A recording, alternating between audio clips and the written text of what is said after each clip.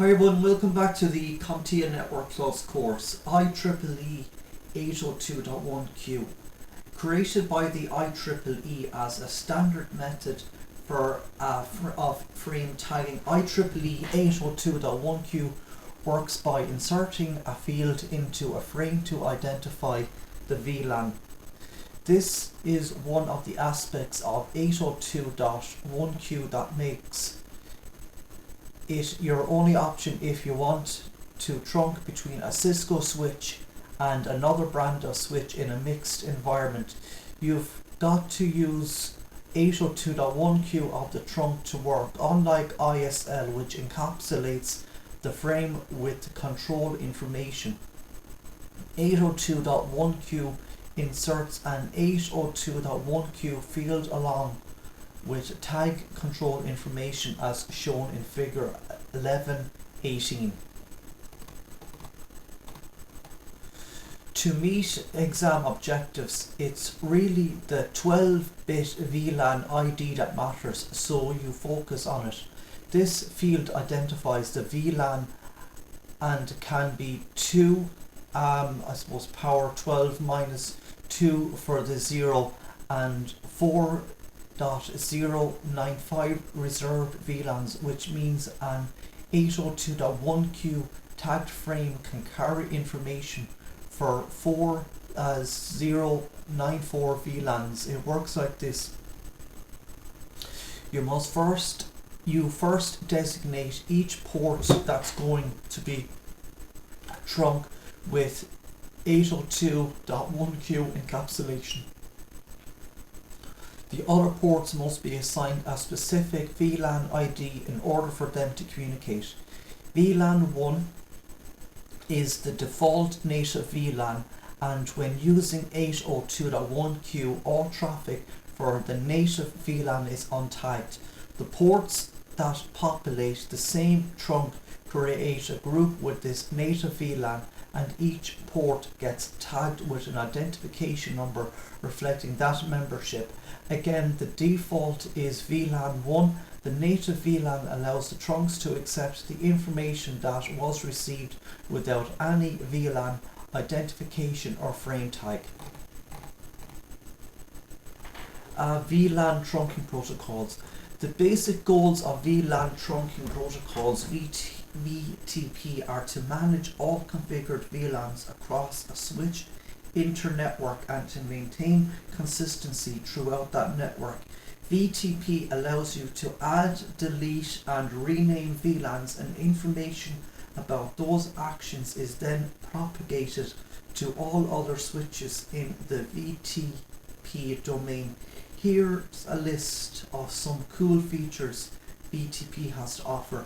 Consistent VLAN configuration across all switches in the network, accurate tracking and monitoring of VLANs, dynamic reporting of added VLANs to all switches in the VTP domain, adding VLANs using plug and play. Very nice, but before you can get VTP to manage your VLANs across the network, you have to create a VTP server.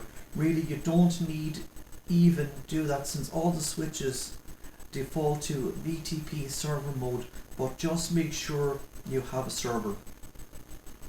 All servers that need a VLAN information must use the same domain name, and a switch can be in only one domain at a time. So basically this means that a switch can share VTP information with other switches only if they're configured in the same VTP domain. You can use a VTP domain if you have more than one switch connected in a network, but if you've got all your switches in only one VLAN, you just need to use VTP. So keep in mind that VTP information is sent between switches only via a trunk port. Switches advertise VTP management domain information as well as configuration revision number and all known VLANs with any specific parameters. But there's also something called VTP transparent mode. In it, you can configure switches to forward VTP information throughout trunk ports, but not accept information updates or update their VTP databases. If you've got sneaky users adding switches to your VTP domain behind your back, you can include passwords. But don't forget, every switch must be set up with the same password, and as you can imagine, this little snag can be a real hassle administratively. Switches detect any VLANs within a VTP advertisement and then prepare to send information on their trunk ports with their newly defined VLAN in tow. Updates are sent out as revision numbers that consistent of summary advertisements. Anytime a switch sees a higher revision number, it knows the information it's getting is more concurrent, so it will override the existing VLAN database with the latest information. You should know these are requirements for VTP to communicate VLAN information between switches. The VTP management domain name of both switches must be set the same. One of the switches has to be configured as a VTP server. Set a VTP password if used. No router is necessary, as a router is not a requirement. VTP modes of operation. So figure 1119 shows you all three different modes of operation within a VTP domain. VTP modes: server configuration saved in NVRAM, client configuration not saved in NVRAM, transparent configuration saved in NVRAM. Server. This is the default mode for all Catalyst switches. You need at least one server in your VTP domain to propagate VLAN information throughout the domain. Also important is that the switch must be in server mode for you to be able to create, add and delete VLANs in a VTP domain. VLAN information has to be changed in server mode, and any change to VLANs on a switch in a server mode will be advertised to the entire VTP domain. In VTP server mode, VLAN configurations are saved in NVRAM on the switch.